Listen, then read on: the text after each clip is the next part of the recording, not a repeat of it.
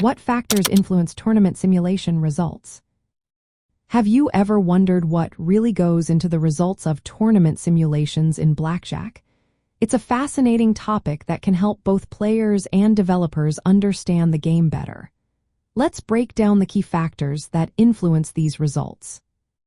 First, player decision-making and strategy play a huge role.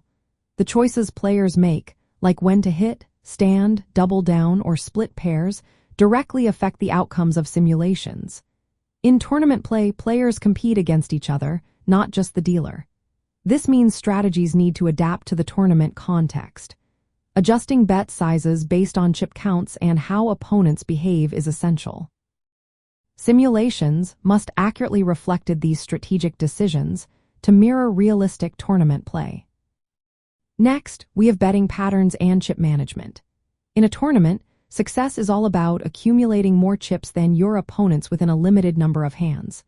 How players manage their bets is critical. Simulations that include different bet spreads, responses to chip deficits or leads, and risk tolerance provide more realistic results. The timing and size of bets can greatly influence the chances of advancing in the tournament. Another important factor is the game rules and deck composition. The specific rules of the blackjack game being simulated, like the number of decks used, dealer hitting rules, and penetration level, affect the odds and variance. For instance, simulations of an 8-deck game with standard rules and 80% penetration will yield different results than those with fewer decks. Accurate modeling of these parameters is vital for reliable simulation outcomes. Randomness and statistical sampling also come into play.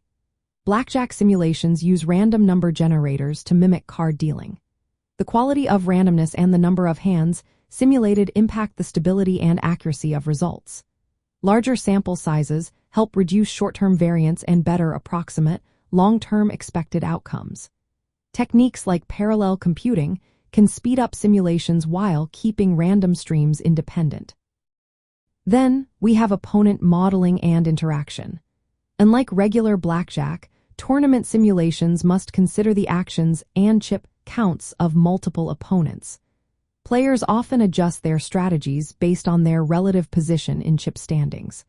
This interaction adds complexity and affects the probability of winning or losing chips during the tournament. Lastly, time constraints and tournament structure matter. The length of the tournament round and the format, such as knockout rounds or chip accumulation goals, influence how aggressive or conservative players should be. Simulations that take these structural elements into account provide more relevant strategic insights.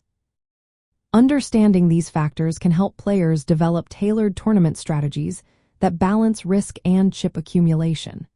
It can also assist in testing how changes in rules or bet spreads impact expected tournament outcomes.